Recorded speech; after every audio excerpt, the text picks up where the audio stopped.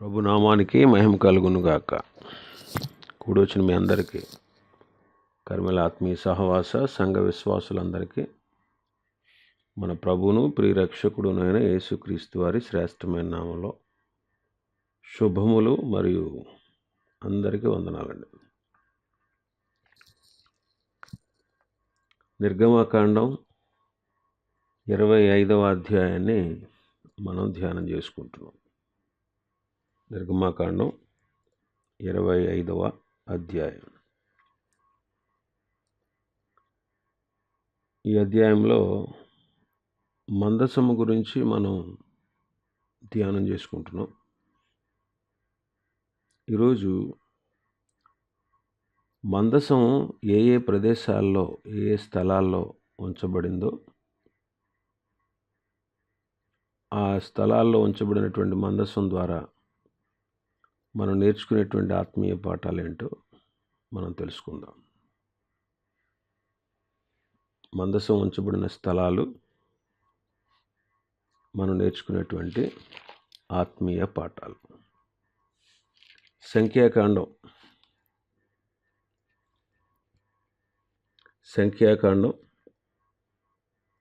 10వ అధ్యాయం. సంఖ్యాకాండం 10వ అధ్యాయం 33వ వచనం నుంచి చదువుతాను. 33. వారు యెహోవా కొండ నుండి 3 దినములు ప్రయాణం చేసిరి. వారికి విశ్రాంతి స్థలము చూచుటకు ఆ 3 దినముల ప్రయాణములో యెహోవా నిబంధన మందసము వారికి ముందుగా సాగెను. వారు తాము దిగిన స్థలము నుండి సాగినప్పుడు యెహోవా మేఘము పగటి వేళ వారి మీద ఉండెను. ఆ మందసము సాగినప్పుడు మోషే, యెహోవా లెమ్ము, నీ శత్రువులు చెదరిపోదురుగాక, నేను ద్వేషించి వారు నీ ఎదుట నుండి పారిపోదురుగాక అనెను. అది నిలిచినప్పుడు యెహోవా ఇశ్రాయేలు వేవేల మధ్యకు మరల రమ్మనెను. ఇక్కడ మందసం వారికి ముందుగా సాగెను అని మనం చదువుతున్నాం. ఇశ్రాయేలీయుల సర్వసేనకు మందసం ముందుగా వెళ్ళింది. అంటే ఇక్కడ ప్రభువే తన ప్రజలను నడిపించుటను చూస్తూ ఉన్నాం. ప్రభువే తన ప్రజలను ఏం చేస్తున్నారు? నడిపిస్తూ ఉన్నారు. ఆయన నడిపింపును మనం ఇక్కడ చూస్తూ ఉన్నాం. కాబట్టి ప్రభువు నడిపించేటువంటి వాడు, ప్రభువు నడిపించేవారు. అందుకే ద్వితీయోపదేశకాండం 9వ అధ్యాయం 3వ వచనంలో, ద్వితీయోపదేశకాండం 9వ అధ్యాయం 3వ వచనం, కాబట్టి నీ దేవుడైన యెహోవా తానే దహించు అగ్ని వలె నీ ముందర దాటిపోచున్నాడని నేడు నీవు తెలుసుకొనుము. కాబట్టి నీ దేవుడైన యెహోవా తానే దహించు అగ్ని వలె నీ ముందర దాటిపోచున్నాడని నేడు నీవు తెలుసుకొనుము. కాబట్టి ప్రభువు మనల్ని ముందుండి నడిపించేవారు. 23వ కీర్తన మనకందరికీ సుపరిచితమైన కీర్తన. 23వ కీర్తన 3వ వచనం, నా ప్రాణమునకు ఆయన సేద తీర్చుచున్నాడు, తన నామమును బట్టి నీతి మార్గములలో నన్ను నడిపించుచున్నాడు. ప్రభువే మనల్ని నడిపించేవారు. తన నామమును బట్టి మనల్ని నీతి మార్గములలో నడిపించుచున్నారు. 73వ కీర్తన 24వ వచనం, నీ ఆలోచన చేత నన్ను నడిపించెదవు అంటున్నారు. కాబట్టి దేవుడు తన ఆలోచన చేత మనల్ని నడిపించేవారు. యెషయా గ్రంథం 58:11, యెహోవా నిన్ను నిత్యము నడిపించును. యెహోవా నిన్ను నిత్యము నడిపించును. యోహాను సువార్త 10వ అధ్యాయం. యోహాను సువార్త 10వ అధ్యాయం 4వ వచనం చదువుతాను. మరియు అతడు తన సొంత గొర్రెలన్నింటినీ వెలుపలికి నడిపించినప్పుడల్లా వాటికి ముందుగా నడుచును. గొర్రెలు అతని స్వరమెరుగును గనుక అవి అతనిని వెంబడించును. ఈ వచనాలన్నిటినీ మనం చూస్తే ఆనాడు మందసం ఇశ్రాయేలుకు ముందుగా వెళ్ళి ప్రభువే వారికి ముందుగా ఉండి వారిని నడిపించినట్టు ఈనాడు ప్రభు మనల్ని కూడా నడిపించేవారై ఉన్నారు. మనం ముందుగా వెళ్ళి నీతి మార్గముల్లో ఆలోచన చేత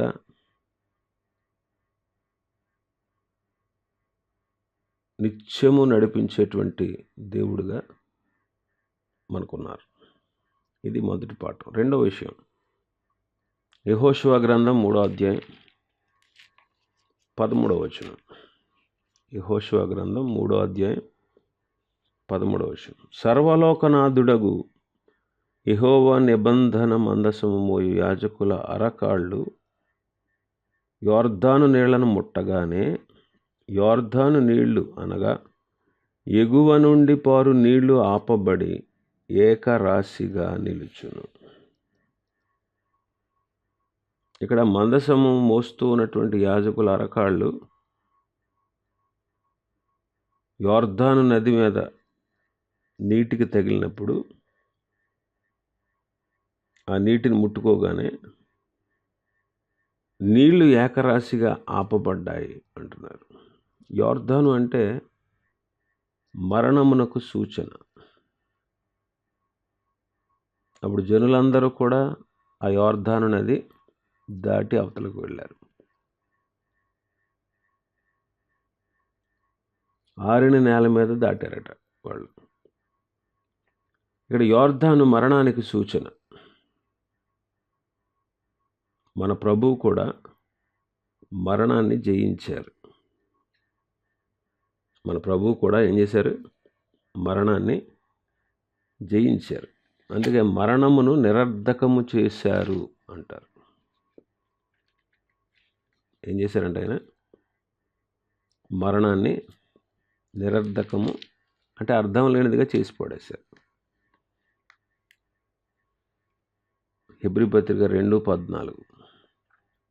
హెబ్రీ పత్రిక 2వ అధ్యాయం 14వ వచనం. కాబట్టి ఆ పిల్లలు రక్తమాంసములు గలవారైనందున ఆ ప్రకారమే మరణము యొక్క బలము గలవారని అనగా అపవాదిని మరణము ద్వారా నశింపచేయుటకు జీవితకాలమంతయు మరణ భయము చేత దాస్యమునకు లోబడిన వారిని విడిపించుటకు ఆయన కూడా రక్తమాంసములలో పాలివాడాయను. అపవాదిని మరణము ద్వారా నశింపచేయుటకు, మరణం యొక్క బలము కలిగిన అపవాదిని నశింపచేయుటకు, జీవితకాలం అంతా మరణ భయంతో బ్రతుకుతూ ఉన్నటువంటి మానవులకి ఆ భయాన్ని పోగొట్టుటకు యేసుక్రీస్తు ప్రభు రక్తమాంసాల్లో పాలివారయ్యారు. యెషయా భక్తుడు అంటాడు 25వ అధ్యాయం, యెషయా 25:8.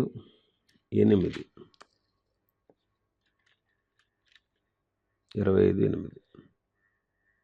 మరెన్నడూను ఉండకుండా మరణమును ఆయన మృంగివేయును.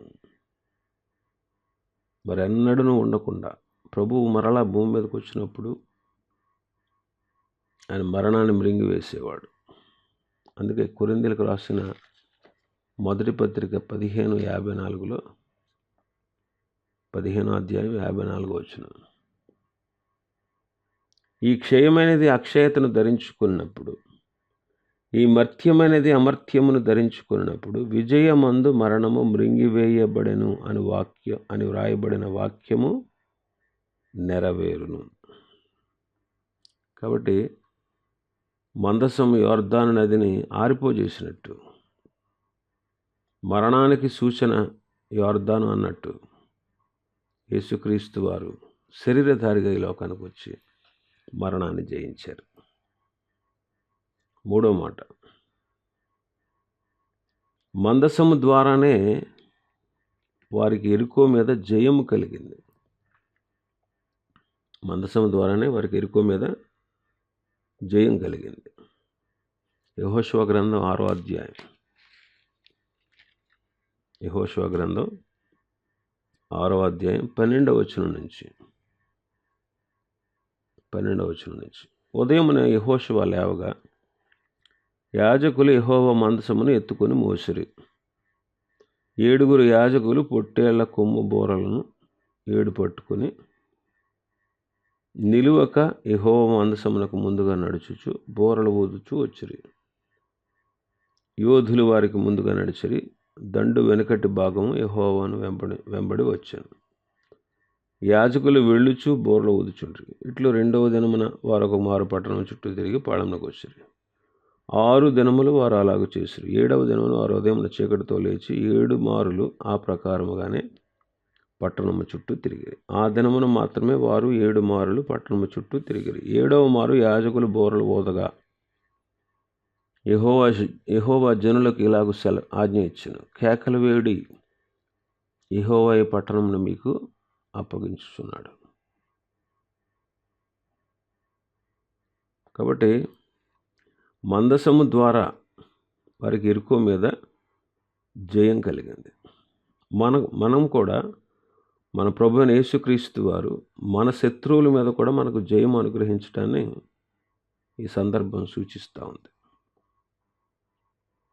శత్రువు మీద మనకు జయం అనుగ్రహించడాన్ని సూచిస్తూ ఉంది ఈ సందర్భం. ప్రభు కూడా మనకి సాతాను మీద జయం ఇచ్చారు, లోకం మీద జయం ఇచ్చారు, శరీరేచ్ఛల మీద మనకు జయం ఇచ్చారు, దుర్బోధకుల మీద మనకు జయం అనుగ్రహించారు. ప్రభు మనకు జయం అనుగ్రహిస్తూ ఉన్నారు. ఆయన అనుగ్రహించేటువంటి విజయంలో మనం చక్కగా సాగిపోవాలి. రోమాపత్రిక 8వ అధ్యాయం. రోమాపత్రిక 8వ అధ్యాయం 37వ వచనం చదువుదాం. 37. అయినను మనలను ప్రేమించిన వాని ద్వారా మనము వీటన్నిటిలో అత్యధిక విజయము పొందుచున్నాము. వీటన్నిటి మీద శ్రమ, బాధ, హింస, కరువు, వస్త్రహీనత, ఉపద్రవము, ఖడ్గము, వీటన్నిటి మీద ప్రభు మనకు అత్యధిక విజయాన్ని ఇస్తూ ఉన్నారు. అత్యధిక విజయాన్ని ఇస్తూ ఉన్నారు. కాబట్టి మందసము ద్వారా యెరికో మీద వారు జయం సాధించినట్టు మన ప్రభువు కూడా మన శత్రువుల మీద మనకు జయం అనుగ్రహిస్తూ ఉన్నారు. 4వ మాట, యెహోషువ గ్రంథం 7వ అధ్యాయం. యెహోషువ గ్రంథం 7వ అధ్యాయం 6వ వచనాన్ని చదువుతాను. యెహోషువ తన బట్టలు చింపుకొని తానును ఇశ్రాయేలీయుల పెద్దలను సాయంకాలం వరకు యెహోవా మందసమును ఎదుట నేల మీద ముఖములు మోపుకొని తమ తలల మీద ధూళి పోసుకొనుచు, అయ్యో ప్రభువా యెహోవా, మమ్మను నశింపచేయునట్లు అమోరీయుల చేతికి మమ్మను అప్పగించుటకు ఈ జనులను ఈ యోర్దాను నీవెందుకు దాటించితివి? మేము యోర్దాను అవతల నివసించుట మేలు. 13వ వచనం చూస్తే, నీవు లేచి జనులను పరిశుద్ధపరిచి వారితో ఇలాగ చెప్పు, రేపటికి మిమ్మును మీరు పరిశుద్ధపరచుకొనుడి. ఇశ్రాయేల్ దేవుడని యెహోవా సెలవిచ్చినదేమనగా, ఇశ్రాయేలీయులారా, మీ మధ్య శాపగ్రస్తమైనది ఒకటి కలదు. మీరు దాన్ని మీ మధ్య నుండి నిర్మూలం చేయు వరకు మీ శత్రువులు ఎదుట మీరు నిలవలేరు. ఇక్కడ మందసము దగ్గర తలలు వంచి నేల మీద మోపుకొని మందసం ఎదుటిపడి ప్రార్థన చేస్తూ ఉన్నారు. కాబట్టి మందసం ప్రార్థించే స్థలమై ఉన్నది. మందసం ప్రార్థించే స్థలమై ఉంది. నేడు మనం కూడా అన్ని పరిస్థితుల్లో మనం ప్రభు ఎదుట ప్రార్థించినప్పుడు మన ప్రార్థనలకు ఆయన జవాబు ఇచ్చి ఆదరిస్తారు. ఇక్కడ ఇశ్రాయేలీలు హాయి అనే చిన్న పట్టణం మీద ఓడిపోయారు. కారణం ఏంటంటే వారి మధ్యలో శాపగ్రస్తమైనది ఒకటి ఉంది. ఆ శాపగ్రస్తమైనది ఏంటో మీకు తెలుసు. ఎరుకో పట్టణంలో ఉన్నటువంటి వెండి బంగారాలన్నీ కూడా దేవుని ధనాగారంలో ఉంచాలి, యెహోవాకు ప్రతిష్ఠించాలి. కానీ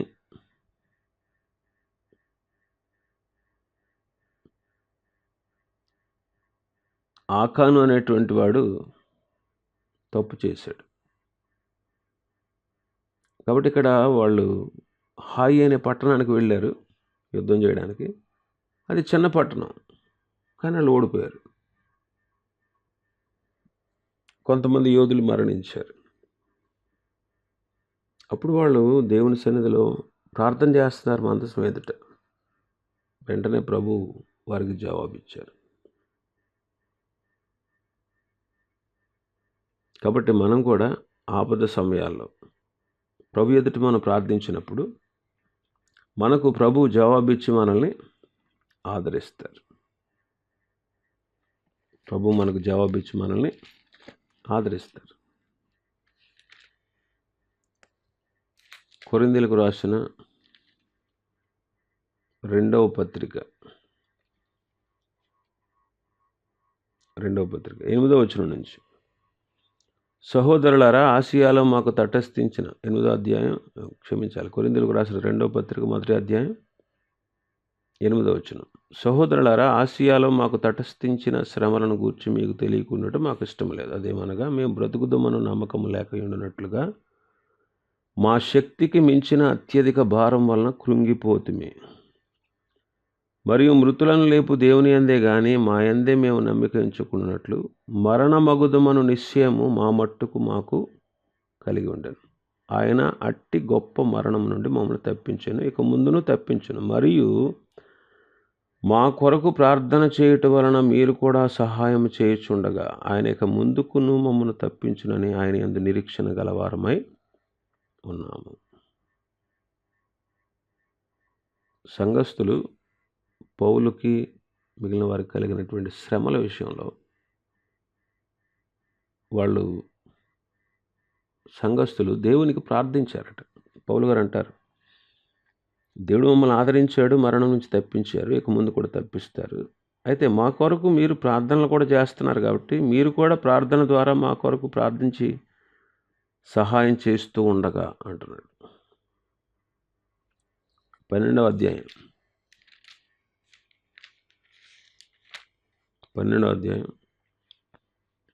7వ వచనం నుంచి, నాకు కలిగిన ప్రత్యక్షతలు బహు విశేషముగా ఉన్నందునను నేను అత్యధికముగా హెచ్చిపోకుండా నిమిత్తము నాకు శరీరంలో ఒక ముళ్ళు నిమిత్తము నన్ను నలగొట్టుటకు సాతాను యొక్క దూతగా ఉంచబడెను. అది నా యొద్ద నుండి తొలగిపోవాలనని దాని విషయమై ముమ్మారు ప్రభువును వేడుకొంటిని. అందుకు నా కృప నీకు చాలును, బలహీనత యందు నా శక్తి పరిపూర్ణమగుచున్నదని ఆయన నాతో చెప్పాను. ఇక్కడ ప్రార్థించాడట, శరీరంలో ఒక ముళ్ళు పెట్టాడట ప్రభు, హెచ్చిపోకుండా నిమిత్తం. దాని కొరకు ముమ్మారు ప్రార్థన చేశారు పౌలు గారు. అయితే ప్రభు ఇచ్చిన జవాబు ఏంటంటే, నా కృప నీకు చాలు, బలహీనతలో నా శక్తి పరిపూర్ణమవుతుంది అని చెప్పారు. కాబట్టి ప్రార్థనకు జవాబిచ్చి ఆదరించగలడు ఆయన. కాబట్టి మందసం ప్రార్థించేటువంటి స్థలం. ఇంకా మనం 5వది యెహోషువ గ్రంథం 8వ అధ్యాయం. యెహోషువ గ్రంథం 8వ అధ్యాయం 33-34 వచనాలు.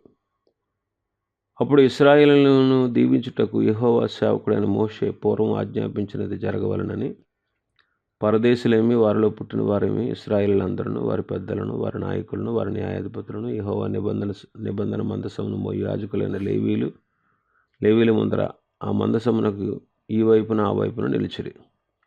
వారిలో సగం మంది గెరిజీము కొండ ఎదుట, సగం మంది యాబాల కొండ ఎదుట నిలువగా, యెహోషువ ఈ ధర్మశాస్త్ర గ్రంథంలో రాయబడిన వాటన్నిటిని బట్టి ఆ ధర్మశాస్త్ర వాక్యములన్నిటినీ, అనగా దాని దీవెన వచనము, దాని శాపవచనము చదివి వినిపించాను. ఇక్కడ మందసము గెరిజీము కొండ దగ్గర ఉంది. సగం మంది ప్రజలు ఆ ప్రక్క, సగం మంది ప్రజలు ఈ ప్రక్క ఉన్నారు.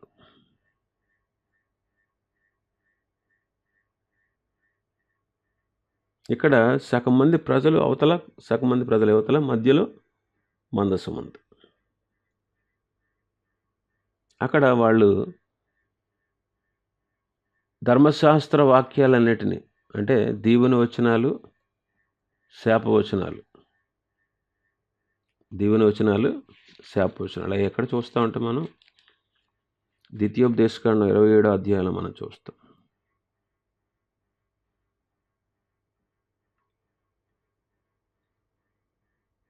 కాబట్టి ఇక్కడ ఈ వచనాలు వాళ్ళు చదివి వినిపించినప్పుడు మనకు అర్థమయ్యేది ఏంటంటే, ప్రభువు న్యాయాధిపతి. ప్రభు ఎవరు చెప్పండి? న్యాయాధిపతి. మన ప్రభు అయిన యేసుక్రీస్తు వారు కూడా న్యాయాధిపతిగా ఉన్నారు. యోహాను సువార్త 5, యోహాను సువార్త 5వ అధ్యాయం 22, 23 వచనాలు చూద్దాం. యోహాను సువార్త 5, 22, 23. తండ్రి ఎవనికిని తీర్పు తీర్చడు గాని తండ్రిని గనపరచునట్లుగా అందరూ కుమారుని గనపరచవలనని తీర్పు తీర్చుటకు సర్వాధికారము కుమారునికి అప్పగించి ఉన్నాడు. మన ప్రభువు తీర్పు తీర్చేవాడు. కొరింథీయులకు రాసిన 2వ పత్రిక 5వ అధ్యాయం 10వ వచనాన్ని చదువుదాం. ఎందుకనగా తాను జరిగించిన క్రియలు చొప్పున అవి మంచివైనను సరే, చెడ్డవైనను సరే, దేహంతో జరిగించిన వాటి ఫలమును ప్రతివాడు పొందునట్లు మనమందరమును క్రీస్తు న్యాయపీఠం ఎదుట ప్రత్యక్షము కావలెను. అవి మంచి అయినా సరే, చెడ్డ అయినా సరే, తాను జరిగించిన క్రియల చొప్పున దేహముతో జరిగించిన వాటి ఫలమును ప్రతివాడు పొందునట్లు మనమందరము క్రీస్తు న్యాయపీఠం ఎదుట ప్రత్యక్షం అవ్వాలి. తిమోతి 2వ పత్రిక 4వ అధ్యాయం 7, 8 వచనాలు. మంచి పోరాటం పోరాడి తిని నా పరుగు కడముట్టించి తిని విశ్వాసమును కాపాడుకుంటే ఇక మీదట నా కొరకు నీతి కిరీటం ఉంచబడినది. ఆ దినమందు నీతిగల న్యాయాధిపతి అయిన ప్రభువు అది నాకు మాత్రమే కాక తన ప్రత్యక్షతను అపేక్షించి వారందరికీ అనుగ్రహించును. నీతి గల న్యాయాధిపతి అయిన ప్రభువు అంటున్నారు. అపోస్తుల కార్యములు 17వ అధ్యాయం, అపోస్తుల కార్యములు 17:31. ఎందుకనగా తాను నియమించిన మనుషుని చేత నీతిని అనుసరించి భూలోకమునకు తీర్పు తీర్చబోయేడు ఒక దినమును నిర్ణయించి ఉన్నాడు. తాను నియమించిన మనుషుని చేత నీతిని అనుసరించి భూలోకమునకు తీర్పు తీర్చబోయేడి ఒక దినమును దేవుడు నిర్ణయించారు. ప్రకటన గ్రంథం 20వ అధ్యాయం, ప్రకటన గ్రంథం 20వ అధ్యాయం 11 నుంచి. మరియు ధవళమైన సింహాసనమును దాని యందు ఆసీనుడైన ఒకరిని చూచి తిని భూమి ఆకాశములైన సన్నిధి నుండి పారిపోయాను. వాటికి నిలువు చోటు కనబడకపోయాను. మరియు గొప్పవారేమి కొద్దివారేమి మృతులైన వారందరూ ఆ సింహాసనం ఎదుట నిలువబడి ఉండేట్టు చూచి తిని అప్పుడు గ్రంథములు విప్పబడెను. మరియు జీవ గ్రంథమును వేరొక గ్రంథమును విప్పబడెను. ఆ గ్రంథముల యందు వ్రాయబడిన వాటిని బట్టి తమ క్రియల చొప్పున మృతులు తీర్పు పొందిరి. సముద్రము తనలో ఉన్న మృతులను అప్పగించెను. మరణం పాతాళ లోకమును వాటి వశమునున్న మృతులను అప్పగించెను. వారిలో ప్రతివాడు తన క్రియలు చొప్పున తీర్పు పొందెను. మరణమును మృతుల లోకమును అగ్నిగుండములో పడవేయబడెను. ఈ అగ్నిగుండము రెండవ మరణం. ఎవరి పేరైనను జీవగ్రంథమందు వ్రాయబడినట్టు కనబడిన ఎడల వాడి అగ్నిగుండములో పడవేయబడెను. వాడు అగ్నిగుండంలో పడవేయబడ్డాడు. కాబట్టి ఇక్కడ ప్రభువైన యేసుక్రీస్తు న్యాయాధిపతిగా ఉన్నారు. కాబట్టి ఎవరిని శపించాలో ఎవరిని ఆశీర్వదించాలో నీతిగల న్యాయాధిపతి కనుక ఆయనే వాళ్ళని ఆ రీతిగా వారి పట్ల కార్యాలు చేస్తారు. ఇంకా మనం జరిగించినటువంటి దేవుని పిల్లలైనటువంటి మనం జరిగించినటువంటి శరీర సంబంధమైనటువంటి క్రియలు అవి మంచివైనా సరే చెడ్డవైనా సరే శరీరంతో జరిగించిన క్రియల యొక్క ఫలాన్ని మనం పొందాలని క్రీస్తు న్యాయపీఠం ఎదుట మనం నిలవాలి. న్యాయపీఠం ఎదుట నిలవాలి. కాబట్టి ప్రభువు న్యాయాధిపతి. ఈ మందసం గిరిజం కొండ మీద ఉంది. ఇక్కడ జరిగిన సంఘటన ఏంటంటే ఆయన న్యాయాధిపతిగా కనిపిస్తూ ఉన్నారు. ఇంకా మనం చూస్తే తర్వాత 6వది మందసం పట్టబడింది. సమూయేలు మొదటి గ్రంథం 4వ అధ్యాయం. సమూయేలు మొదటి గ్రంథం 4వ అధ్యాయం 1వ వచనం నుంచి. ఇశ్రాయేలు ఫిలిస్తీయులతో యుద్ధం చేయటగా బయలుదేరి ఎబెనెజరులో దిగగా ఫిలిస్తీయులు ఆఫెక్కులో దిగిరి. 3వ వచనం. కాబట్టి జనులు పాళెంలోనికి తిరిగి రాగా ఇశ్రాయేలు పెద్దలు యెహోవా నేడు మనలను ఫిలిస్తీయుల ముందర ఎందుకు ఓడించెను? షిలోహులో ఉన్న యెహోవా నిబంధన మందసమును మనం తీసుకొని మన మధ్య ఉంచుకుందాము రండి. అది మన మధ్య నుండి నీడల అది మన శత్రువుల చేతిలో నుండి మనల్ని రక్షించుననిరి.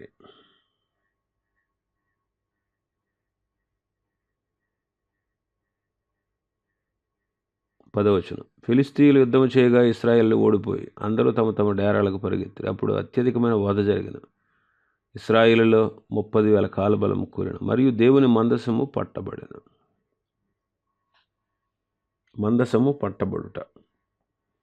ఇక్కడ ఇశ్రాయేలీలు ఫిలిస్తీయుల చేతుల్లో ఓడిపోయారు. ఎందుకు ఓడిపోయాం మనం అని ఆలోచన చేసి వాళ్ళ మందసాన్ని తీసుకొచ్చారు. మళ్ళీ ఏలీ కుమారుడైన హోఫ్ని ఫీనిహాసులు మందసం దగ్గర ఉన్నారు. వాళ్ళు చాలా దుర్మార్గంగా ప్రవర్తించేవారు. సమూయేలు మొదటి గ్రంథం 2వ అధ్యాయంలో 12వ వచనం. ఏలీ కుమారులు యెహోవాను ఎరగని వారే మిక్కిలి దుర్మార్గులయుండురి. 22వ వచనం.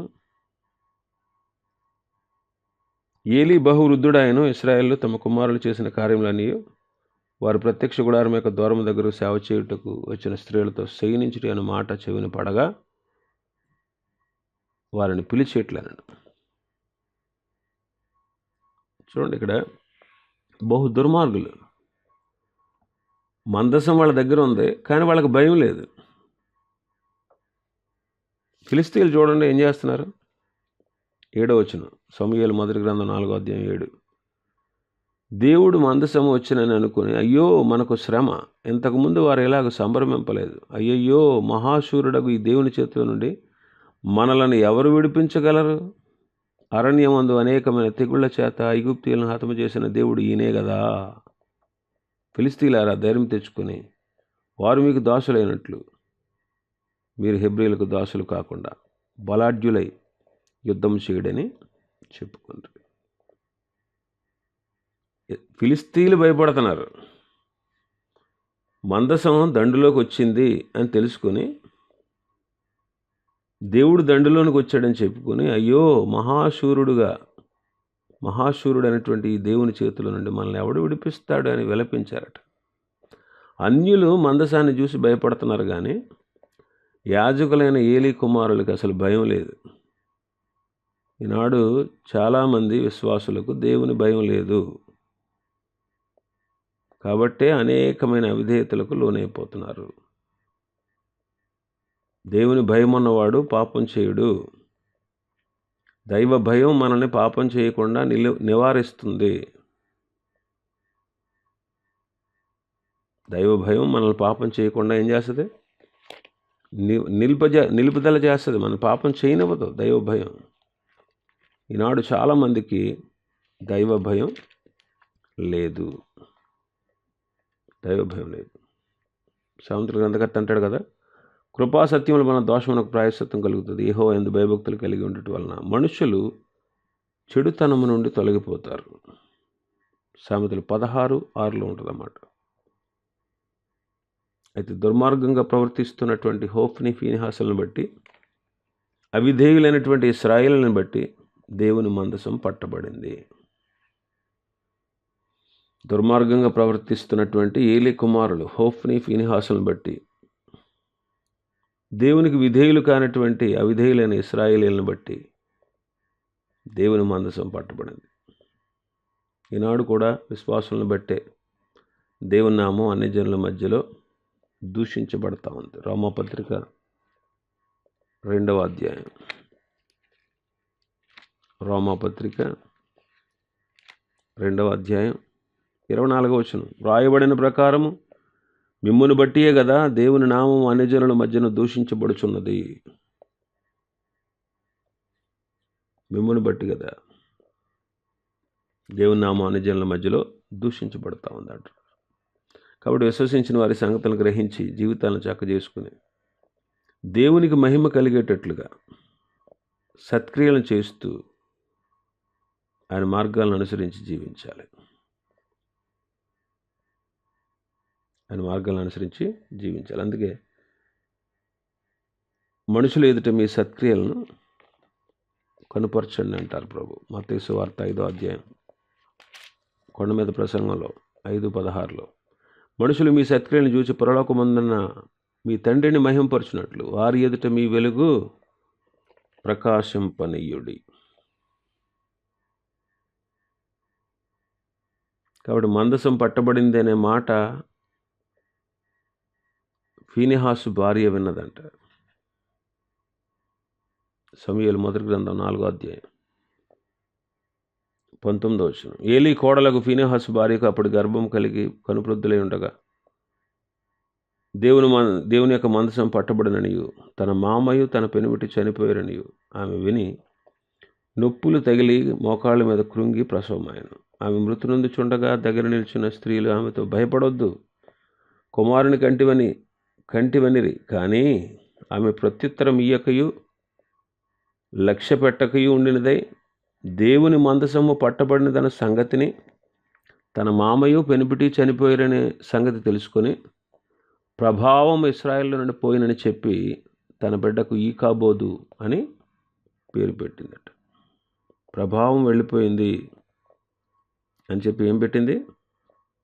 ఆ బిడ్డకు ఈకాబోదు అని పేరు పెట్టింది. ఈకాబోదు అంటే ప్రభావము పోయెను. ఆలోచన చేయండి. ఈనాడు మన జీవితాల్లో కూడా అవిధేయత ఉన్నట్లయితే, దేవునికి ఇష్టం కాని పనులు మనం చేస్తూ భక్తిహీనంగా బ్రతుకుతున్నట్లయితే దేవుని యొక్క ప్రభావాన్ని మనం కూడా కోల్పోతాం. దేవుని యొక్క ప్రభావాన్ని మనం కూడా కోల్పోతాం.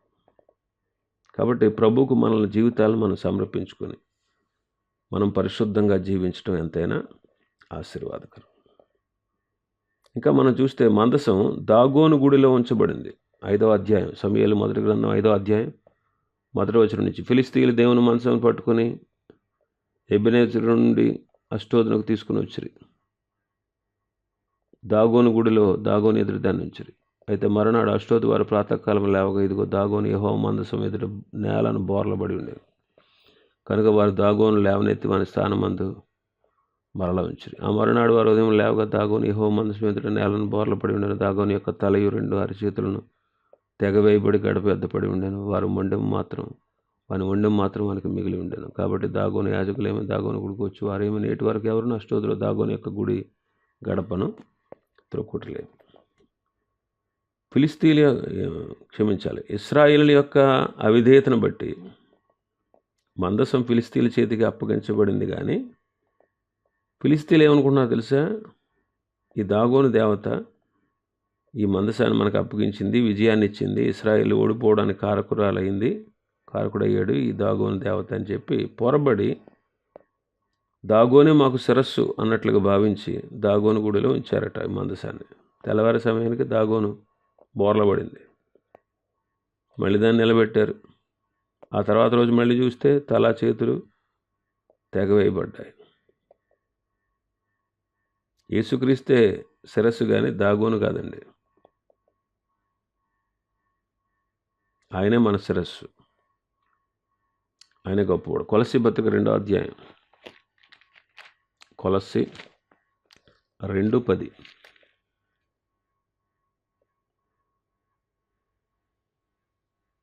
మరియు ఆయన యందు మీరును సంపూర్ణులై ఉన్నారు. ఆయన సమస్త ప్రధానులకును అధికారులకును శిరస్సు అయి ఉన్నాడు.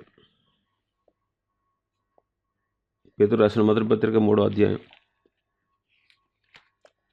22వ వచనం. ఆయన పరలోకమునకు వెళ్ళి దూతల మీదను అధికారుల మీదను శక్తుల మీదను అధికారం పొందినవాడే దేవుని కుడి పార్శ్వమున ఉన్నాడు. దూతల మీద, అధికారుల మీద, శక్తుల మీద ఆయన అధికారం పొందినవాడే దేవుని కుడి పార్శ్వమందు ఉన్నారు. యేసుక్రీస్తు ప్రభు గురించి చెప్పబడిన మాట. ఈనాడు సంఘాల్లో ప్రభువే మనకు శిరస్సు అయి ఉండాలి. ప్రభువే మనకు శిరస్సు అయి ఉండాలి. ఎఫెసీ పత్రిక 1వ అధ్యాయం 21-22 వచనాలు. ఆయన బలాతిశయం చేత క్రీస్తుని మృతుల్లో నుండి లేపి సమస్తమైన ఆధిపత్యం కంటే, అధికారం కంటే, శక్తి కంటే, ప్రభుత్వం కంటే, యుగమందు మాత్రమే కాదు రాబో యుగమందును పేరు పొందిన ప్రతి నామం కంటేను ఎంతో హెచ్చుగా పరలోకమందు ఆయనను తన కుడి పార్శ్వమును కూర్చొని పెట్టుకుని ఉన్నాడు. మరియు సమస్తమును ఆయన పాదముల కింద ఉంచి సమస్తము పైని ఆయనను సంఘమునకు శిరస్సుగా నియమించెను. ఆ సంఘము, ఆయన శరీరము, సమస్తమును పూర్తిగా నింపుచున్న వాని యొక్క సంపూర్ణతయునై ఉన్నది. కాబట్టి సంఘానికి శిరస్సు యేసుక్రీస్తే, కానీ ఎవరో కాదు. ఈ స్థానాన్ని ఎవరు తీసుకోకూడదు. మనం కూడా ఎవరికి ఈ స్థానాన్ని ఆరోపించకూడదు. శిరస్సు అయినటువంటి క్రీస్తు యాజమాన్యానికి మనం లోబడి జీవించాలి. శిరస్సు అయినటువంటి క్రీస్తు యాజమాన్యానికి మనం లోబడి జీవించాలి. ఇంకా చాలా ఉన్నాయి. మరి ఈరోజు మందసం ఉంచబడినటువంటి స్థలాలు, మనం నేర్చుకునే ఆత్మీయ పాఠాలు, 7 విషయాలు మనం ధ్యానం చేసుకుందాం. దేవుడి వాక్యాన్ని మనం వెనుకడు ఆశీర్వదించి మనల్ని బలపరిచి భక్తి విశ్వాసంలో వాక్యానుసారంగా నడిపించునుగాక. ఆమేన్.